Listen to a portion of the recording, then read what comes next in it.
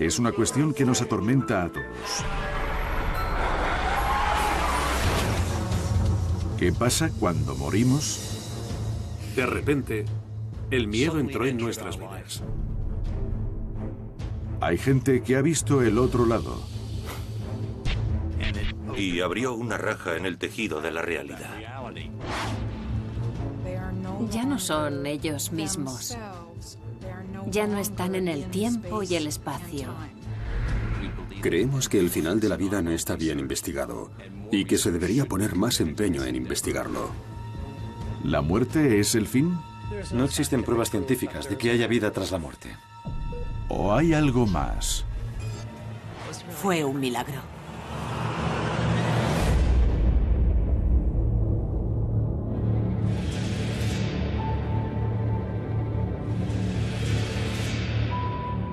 Paranatural. Vida tras la muerte.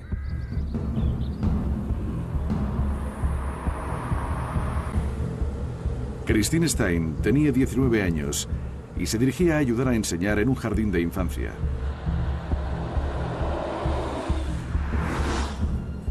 Seguía el mismo camino todos los días. Pero estaba a punto de iniciar otro viaje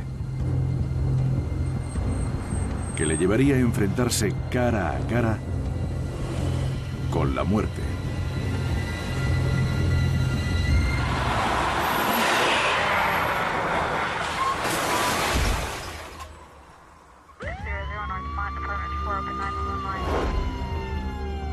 Tardaron 1 hora y media en sacar a Christine de entre los restos.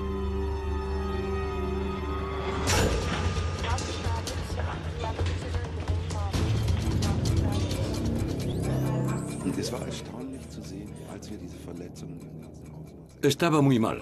Tenía un gran corte en la aorta y una hemorragia interna. Fue un milagro que la chica no llegase muerta al hospital.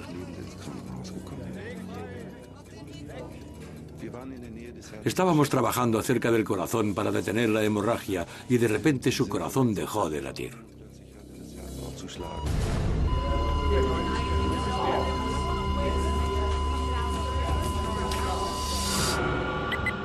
En la otra punta del mundo, en Virginia, en Estados Unidos, la familia Alexander estaba a punto de sufrir su propia crisis.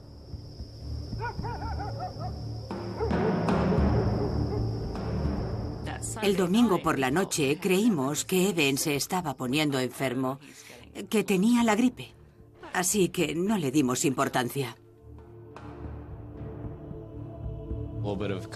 Estuvo tosiendo un poco, como el resto de la familia, pero esa noche durmió muy bien. Pero el neurocirujano Eben Alexander se respondió con algo mucho más grave que un simple resfriado. Cuando subí a ver cómo estaba, me asomé un poco. Y estaba sufriendo un ataque. Estaba retorciéndose, muy agitado, temblando. Le pedí que me dijera algo, pero no podía hablar. Así que llamé a urgencias de inmediato. Se lo llevaron al hospital en una ambulancia. En ese momento estaba agitadísimo. Hicieron falta 9 personas para sujetarle y ponerle el gotero. Entonces, el doctor Alexander se sumió en un profundo coma. Fue muy duro.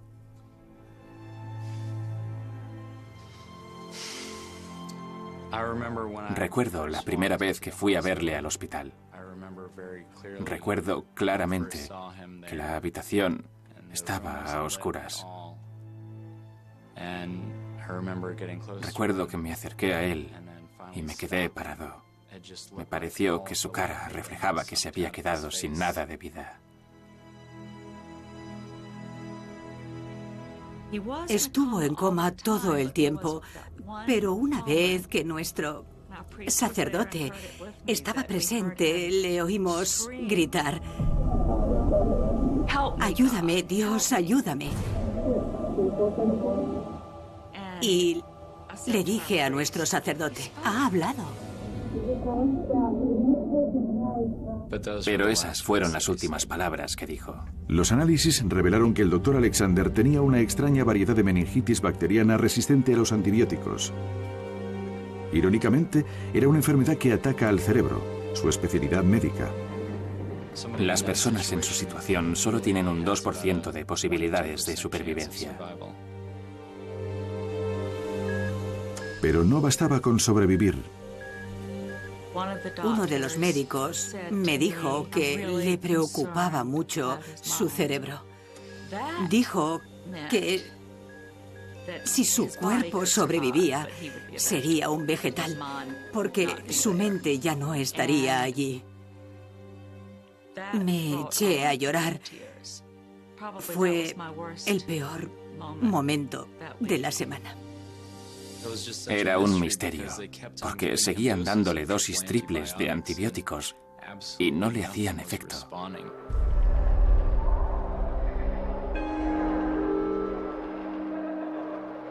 Creímos que no iba a salir adelante.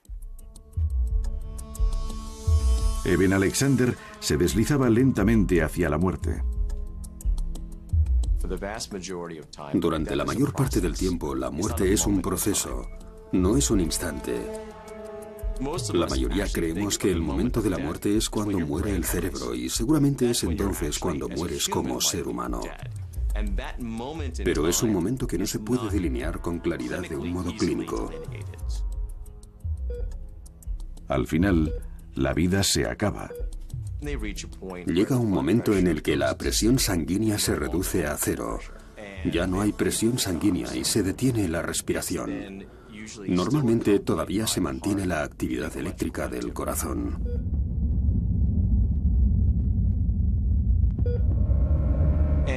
Y luego, muy al final, hay unos estertores, un último aliento. Y finalmente, una línea plana.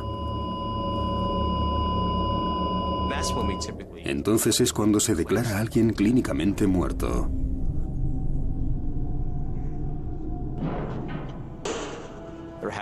Ha habido situaciones en las que se creía que un paciente estaba muerto, pero se le ha podido reanimar. Así que hay que tener mucho cuidado y ser precavidos antes de declarar muerto a alguien. Un respirador mantenía vivo el cuerpo del doctor Alexander, pero la meningitis le había destrozado el cerebro. Lo más inquietante era cuando venía una enfermera, le levantaba un párpado y le apuntaba con una linterna en el ojo y no respondía. La pupila no crecía ni se encogía. Eso no era bueno. Normalmente hay una reacción y la pupila se encoge. Significa que esa parte del cerebro aún funciona. Pero el hecho de que las pupilas no respondieran implicaba que las bacterias habían llegado tan lejos que habían afectado a las partes más resistentes del cerebro. Para su familia, el doctor Alexander estaba cerebralmente muerto.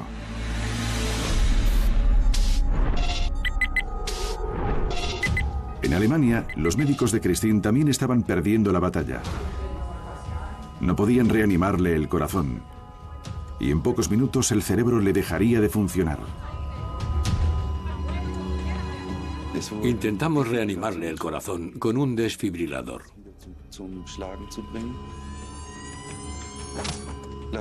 Le dimos varios medicamentos. Había perdido demasiada sangre. No le llegaba suficiente sangre a los órganos. Creí que no podría salvarla. El corazón de Christine había dejado de latir y muchos la considerarían muerta. Sin embargo, parecía que algo ocurría en su cerebro.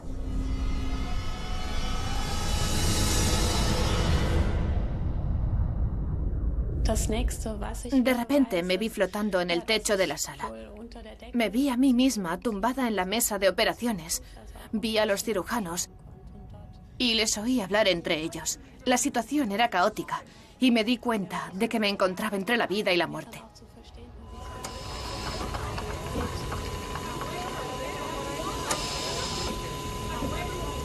Para comprender las experiencias cercanas a la muerte, algunos investigadores se centran en el contenido de esos episodios. Un elemento común a las experiencias cercanas a la muerte es lo que se denomina experiencias extracorporales. La persona es capaz de ver y oír lo que pasa, pero desde una perspectiva elevada, por encima de su cuerpo. Y suelen describir que los médicos intentan frenéticamente devolverles la vida. La ciencia médica tiene una explicación para lo que ocurrió a Christine. Para un neurólogo, una experiencia cercana a la muerte no es otra cosa que una crisis. El cerebro de Christine estaba en estado crítico. Los interruptores del cerebro que controlan la consciencia no funcionaban. Y entró en una consciencia límite muy extraña y poco habitual que mezclaba la consciencia despierta con la consciencia de la fase REM de los sueños.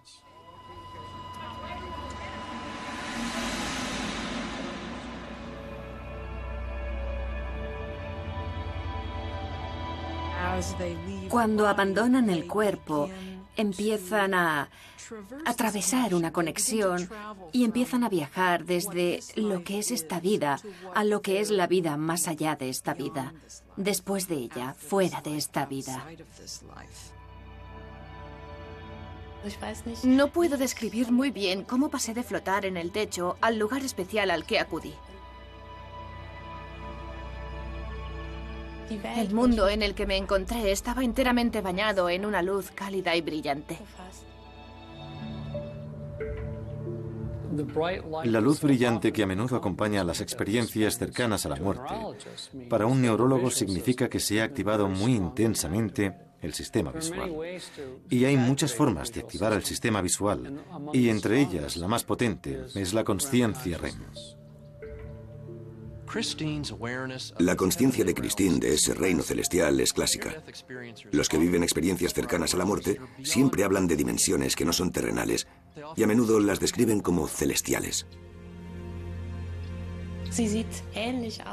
Se parecía a la Tierra, pero los colores eran mucho más brillantes y bonitos. Eran preciosos. Y el suelo parecía de algodón, cálido y blando. Lo sé porque iba descalza.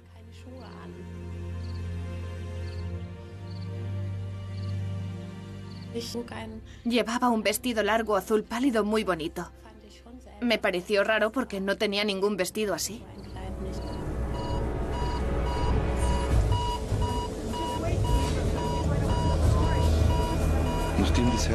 No podíamos reanimarle el corazón. La medicación y el tratamiento de choque no funcionaban. Fue un infierno. Tuvimos que pasar a darle un masaje cardíaco manual. Pero no pudimos reactivarle la circulación.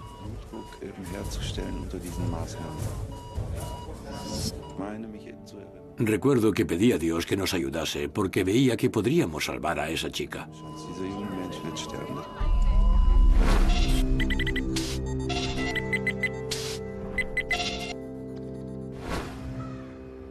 En la habitación de hospital del Dr. Alexander también había pocas esperanzas. Pero entonces...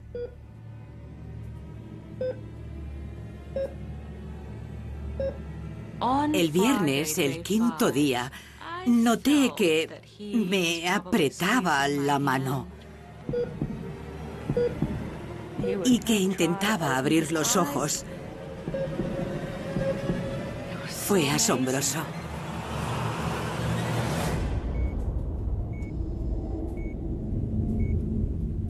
Abrió los ojos y se sacó el tubo de la boca.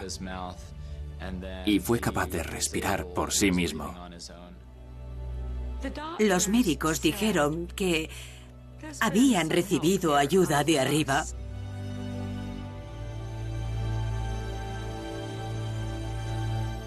No supimos qué hacer excepto disfrutar del milagro de que siguiera entre nosotros.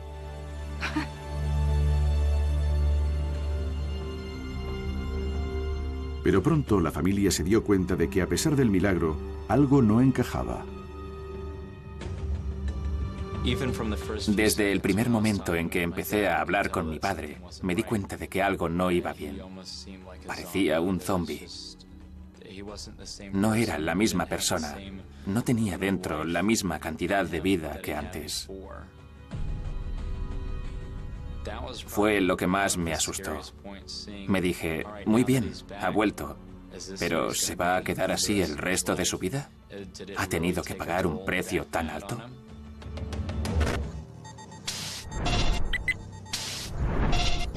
En la ciudad alemana de Coblenza, Christine profundizaba cada vez más en su experiencia cercana a la muerte. Oí que alguien me llamaba por mi nombre. Miré en esa dirección y vi que se me acercaban 2 personas. Las reconocí, aunque nunca había llegado a conocerlas. Eran mis abuelos. Solo les había visto en fotos, porque los 2 habían muerto hacía mucho tiempo.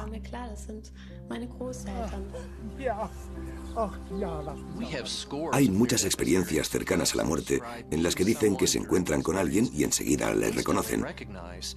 Suele ser un pariente fallecido o alguien de la familia. Incluso un familiar muerto al que no llegaron a conocer, que murió antes de que nacieran. Me di cuenta de que estaba en el cielo. Lo supe porque había encontrado a mis abuelos muertos y de niña aprendí que cuando alguien se muere va al cielo. ¿Y qué otro lugar podría ser?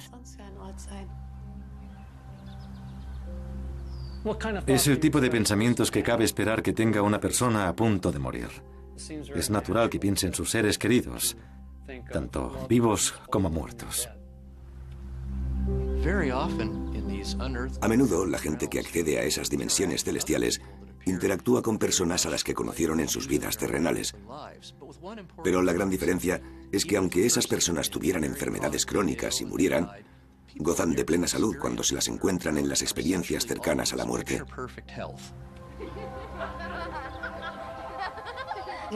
Además de a mis abuelos, reconocí a 2 personas más entre la multitud. Las 2 habían estado enfermas y habían muerto, pero en el cielo estaban sanas. Y lo mismo puede decirse de toda la gente que había. Estaba rebosante de felicidad, sonriendo. Así que comprendí que todos los muertos estaban en un lugar muy feliz.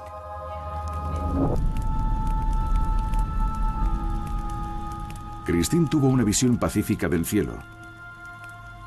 El doctor Alexander dice que también emprendió un viaje durante su coma, pero fue muy distinto que el de Christine.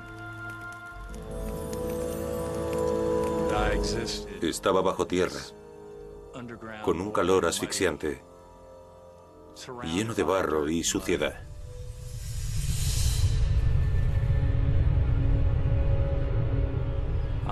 No recordaba nada de mi vida. No tenía palabras. No podía hablar. Solo había un sonido monótono, como de maquinaria, que retumbaba debajo de mí. Tuve la sensación de que había raíces negras y finas que se remontaban hace muchos años, incluso a la eternidad.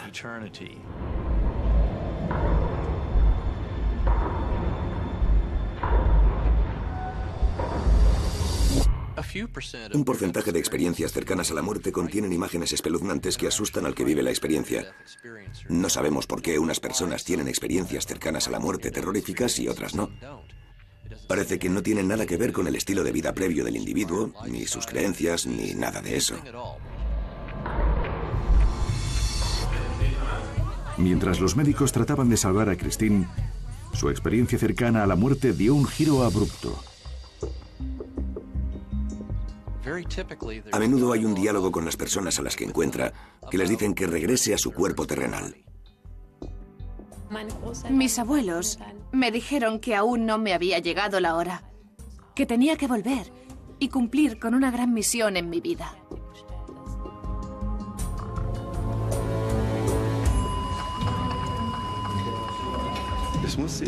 Por fin pude aplicar una grapa sobre la raja de la aorta y recuperamos un poco de presión sanguínea. Entonces volvió a latirle el corazón y estabilizamos la circulación con transfusiones de sangre y medicación.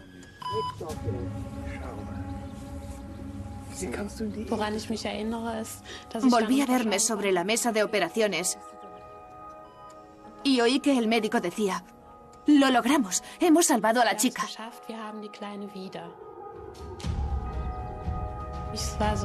Lloré cuando mis abuelos se despidieron porque quería quedarme con ellos en el cielo.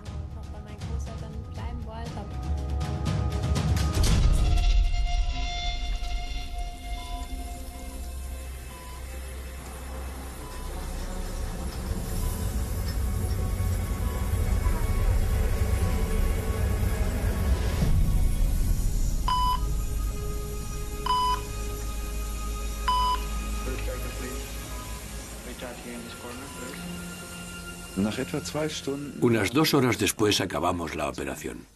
Christine estaba estable. Pero no sabíamos si habíamos actuado a tiempo, ni si había sufrido daños cerebrales. Recuerdo que lloró durante la recuperación. Es muy inusual. Normalmente la gente no se despierta cubierta de lágrimas.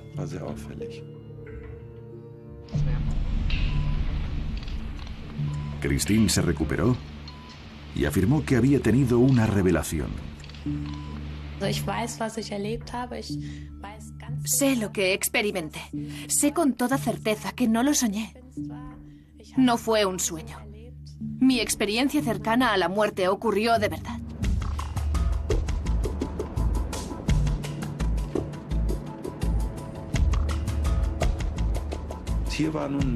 La conozco bien, es paciente mía, y me narró la desesperación que vivimos en la mesa de operaciones, como si la hubiera visto. Es increíble, pero la describió tal y como ocurrió. Cuando alguien está en estado crítico, en la cama de un hospital, puede que al personal médico le parezca que está en estado comatoso porque no se mueve.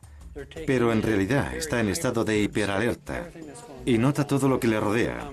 Oye conversaciones, saben quién entra y sale, lo ven todo con los ojos entrecerrados.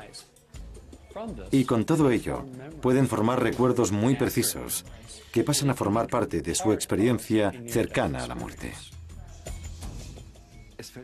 Pero cuesta creer que alguien flotase a 2 metros sobre la mesa de operaciones y oyera todo lo que decíamos. Cuesta aceptarlo, pero creo que Christine es una persona creíble y sincera. Me asusté cuando me habló de ese tipo de cosas. Solo puedo hablar de las experiencias cercanas a la muerte desde mi punto de vista, y como soy médico tengo que rechazarlas. No hay pruebas. Y suena todo a palabrería, con ángeles cantando, luces brillantes, túneles, todo demasiado bonito para ser cierto. Tiene que ser algún tipo de delirio.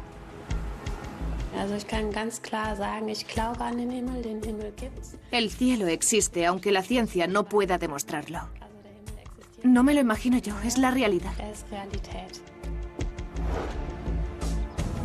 Creo que la mayoría de la gente que dice que ha tenido una experiencia cercana a la muerte es porque la ha tenido. Pero no creo que sea real. Es más bien una alucinación causada por un cerebro moribundo. Si la experiencia de Christine es una alucinación, no es la única persona que la ha tenido.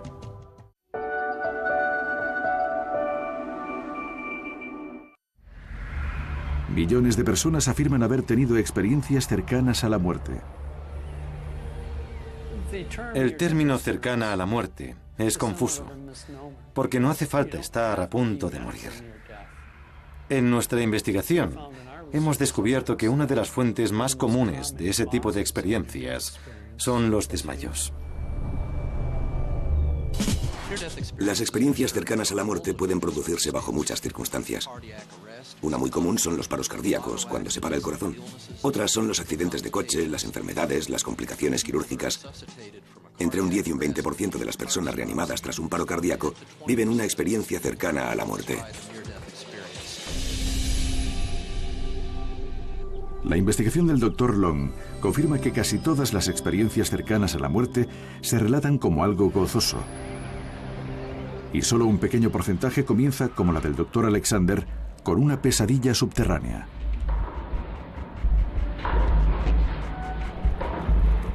No tenía recuerdos de mi vida, ni palabras, ni lenguaje, ni conocimiento de los humanos ni de este universo.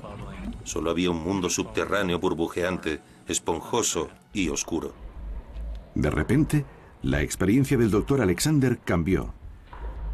Entonces, surgió de la nada una melodía de luz.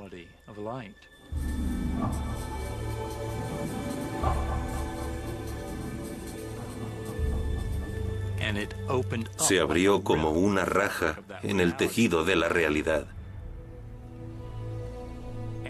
Y salí de la oscuridad hacia un valle lleno de verdor.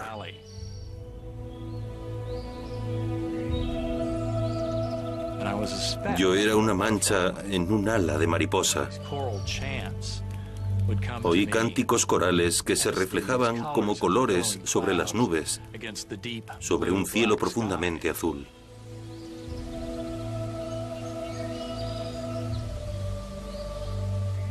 Uno de los mejores recuerdos fue el gozo indescriptible que sentí y el amor incondicional de la presencia divina que inundaba toda la escena. Y comprendí que estaba allí para comprender muchas cosas.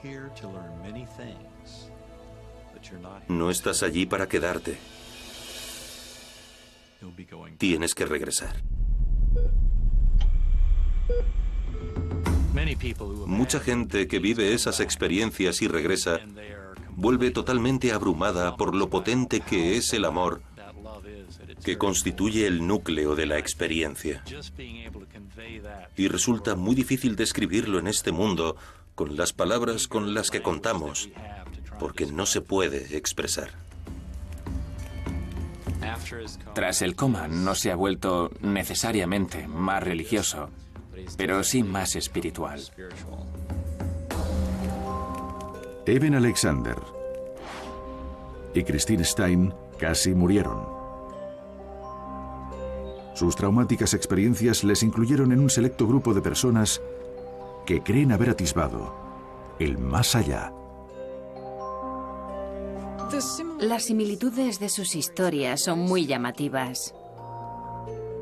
No cabe duda de que las experiencias personales pasadas y el bagaje cultural influyen en las experiencias cercanas a la muerte.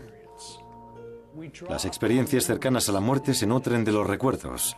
Es una de sus características más prominentes. Comprender la muerte como parte de la religión ha sido una gran influencia a la hora de considerar si hay vida más allá de la muerte. Forma parte integral de la religión. Ha sido un factor importante en el desarrollo de las religiones y ha influido en lo que creemos y pensamos que hay tras la muerte.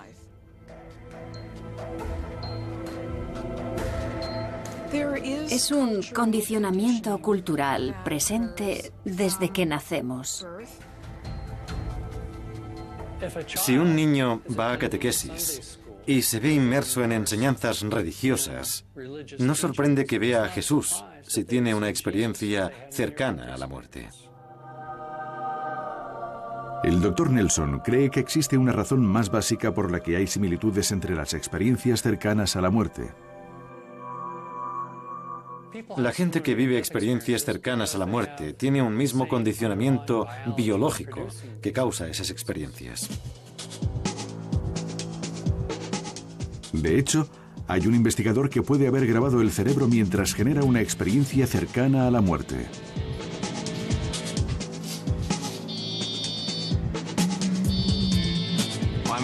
Soy médico de cuidados intensivos. Me ocupo de pacientes gravemente enfermos. Son los pacientes más enfermos del hospital. Algunos tan enfermos que no responden a la asistencia médica y fallecen. Intentamos garantizar que los pacientes mueran sin dolores. Eso significa que normalmente les suministramos la cantidad adecuada de analgésicos. Y para que los pacientes estén cómodos, a menudo usamos electroencefalogramas que nos ayudan a supervisar su nivel de conciencia. Cuando el paciente se acerca a la muerte, el nivel de conciencia que miden los electroencefalogramas cae a niveles muy bajos y finalmente a cero.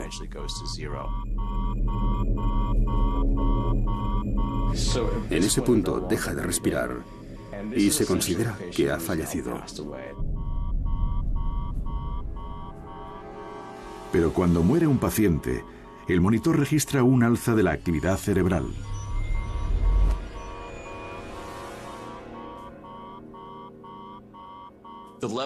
Los repuntes que observamos son comparables a los de una persona despierta y hablando. El alza a menudo dura 2 o 3 minutos y tengo que insistir en lo mucho que impresiona estar sentado junto a la cama de un paciente que acaba de morir, pero tiene un encefalograma similar al de alguien que está despierto y alerta, interactuando contigo. Es un descubrimiento extraordinario. La reacción de los médicos, el personal y las enfermeras a esas alzas es muy variable. Algunos dicen que les da miedo y nadie sabe cómo explicarlo. El momento del alza casi siempre se produce cuando la presión sanguínea cae a cero. Nunca ha ocurrido con una persona con presión sanguínea normal. Algunos de los pacientes que luego reanimamos recuerdan ese episodio como una experiencia cercana a la muerte. Creo que la investigación nos hace pensar que puede tener una base fisiológica y que no se trata de algo que se imaginan.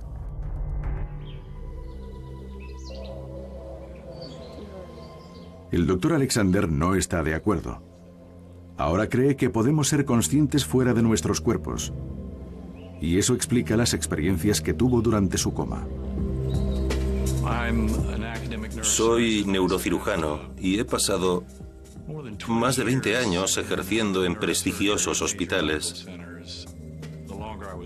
Y cuanto mejor conocía mi especialidad, más me costaba aceptar que pudiera existir conciencia tras la muerte del cerebro y el cuerpo, porque pensaba que el cerebro era necesario para la consciencia. Pero entonces tuve una profunda experiencia cercana a la muerte. Y lo más trascendente es que en mi cerebro no había sitio para que ocurriera. El doctor Alexander dice que su meningitis creó una simulación muy precisa de la muerte.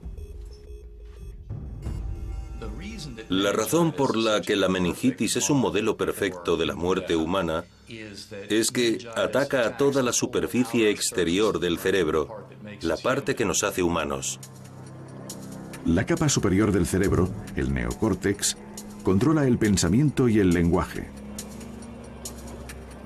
Estas son las tomografías de mi tercer día enfermo.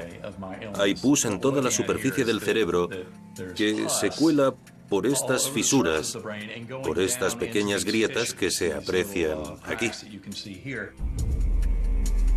El doctor Alexander está convencido de que tenía pensamientos conscientes, aunque la meningitis había apagado su cerebro.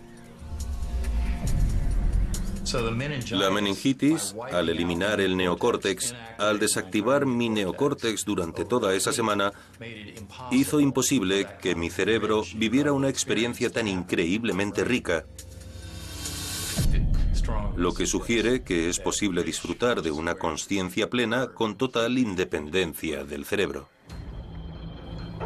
Pero el doctor Nelson se muestra escéptico. No existen pruebas de que la consciencia sea posible sin el cerebro. No es posible que el doctor Alexander ni nadie pueda saber cuándo tuvo esos recuerdos. Pudo ser durante su recuperación. Él mismo reconoció que perdió la noción del tiempo. El doctor Alexander y Christine dicen que sus experiencias cercanas a la muerte cambiaron sus creencias.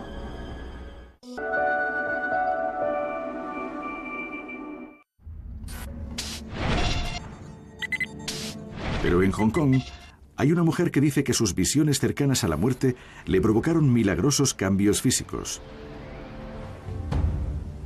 Anita y Danny Moorjani llevaban 7 años casados cuando su vida cambió para siempre. En abril de 2002, noté un bulto en la clavícula izquierda y fui al médico para que me lo mirase. Me hizo una biopsia. Los resultados llegaron 3 días después. Estábamos sentados en la clínica del médico y cuando salió nos dijo directamente que había visto los análisis y que tenía linfoma de Hodgkin, una forma de cáncer. Me quedé de piedra, de piedra. De repente, el miedo entró en nuestras vidas como nunca lo había hecho antes. Siguió avanzando, empeoró. Se extendió por todo el cuerpo a lo largo de 3 años y 10 meses. Había decidido no someterme a quimioterapia porque había visto morir a mi mejor amiga y al cuñado de mi marido durante su quimioterapia. Y me pareció que era la quimioterapia lo que les estaba matando. Anita siguió tratamientos alternativos, pero empeoró. Tenía los pulmones llenos de líquido. Necesitaba una bombona para respirar. Tenía llagas en la piel.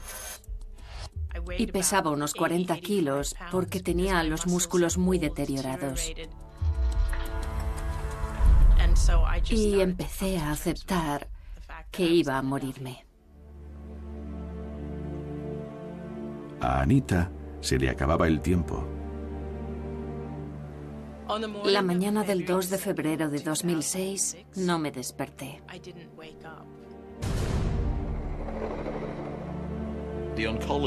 Los oncólogos me dijeron que eran sus últimas horas, que no viviría hasta esa noche y que si tenía que avisar a alguien que le llamara ya. Y en ese momento me sentí... Puede decirse que sentí como si me drenasen toda la vida de dentro. Durante esa noche, Anita parecía inerte, pero su mente era un torbellino. Tuve una experiencia en la que crucé a otra dimensión. Y fui consciente de cosas muy alejadas del hospital en el que estaba.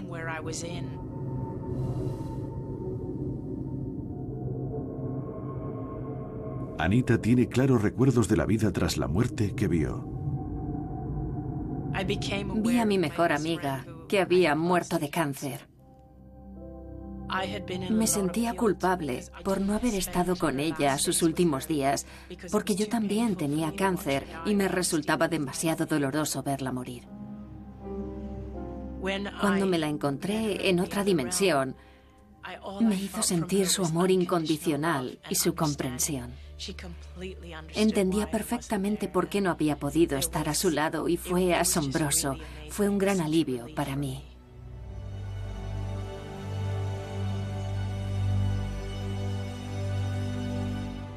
Me dieron a elegir entre volver y seguir adelante o morir. Al principio quise morir porque la otra dimensión era maravillosa. Era preciosa y no quería volver a un cuerpo enfermo. Pero entonces empecé a darme cuenta de que si decidía volver a mi cuerpo, comenzaría a curarse muy deprisa. Mi mejor amiga me dijo que volviera y viviera mi vida sin miedo. Y a partir de entonces empecé a abrir los ojos y a salir del coma. Fue uno de los momentos más felices de mi vida. Estaba como extasiado. Era la persona más feliz del mundo, del universo. Pero el cuerpo de Anita seguía teniendo cáncer. Yo no paraba de decir que me iba a curar, que me pondría bien, que no se preocupasen por mí. Mi reacción inicial fue darle la razón como a los tontos, pero pensaba, como cualquier médico, que había sufrido daños cerebrales. Le había faltado oxígeno. Pero la situación de Anita dio otro giro inesperado. Aunque todo el mundo pensó que estaba en coma, yo no me daba cuenta de que estaba en coma porque era consciente de todo lo que me rodeaba. Cuando entró el médico, le reconocí enseguida y se quedó muy sorprendido cuando le conté todo lo que me habían hecho los médicos. Se sorprendió mucho. Me preguntó cómo podía saberlo si estaba en coma. Nos empezó a contar las cosas que le habían ocurrido. Y enseguida nos dimos cuenta de que no eran muy normales.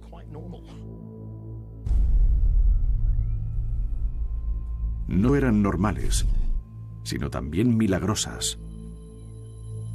Todo el mundo se sorprendió muchísimo porque en 4 días mi tumor encogió un 70%. Es algo que solo ocurre en un caso de cada 100. Y en 3 semanas no pudieron encontrarme ningún resto de cáncer en ninguna prueba.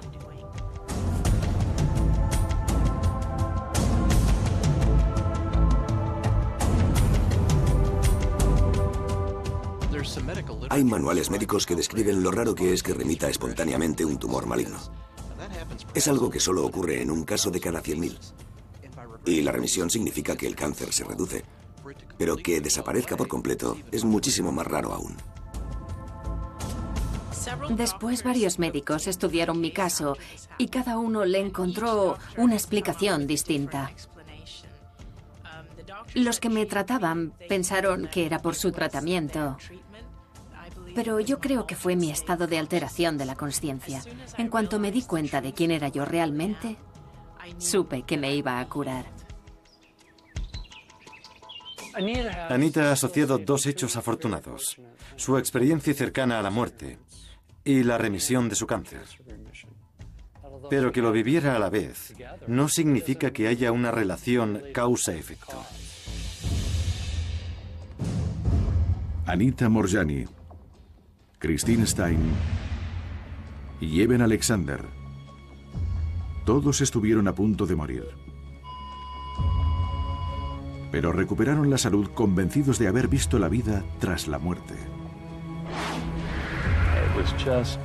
Fue absolutamente espectacular. Y noto que cuando hablo de ello con las personas, solo les estoy recordando algo que ya saben en lo más hondo de ellas mismas. La vida después de la muerte desafía cualquier explicación científica. Es un tema que me parece esotérico. Está rodeado de ansiedad e inseguridad, pero carece de toda base científica. La creencia en el cielo es una cuestión de fe, no de ciencia. Reales o no, las experiencias cercanas a la muerte tienen efecto en el mundo real. La vida después de la muerte da esperanza a la gente. Sabemos, gracias a estudios psicológicos, que así la gente es mucho más resistente a los golpes que le da la vida.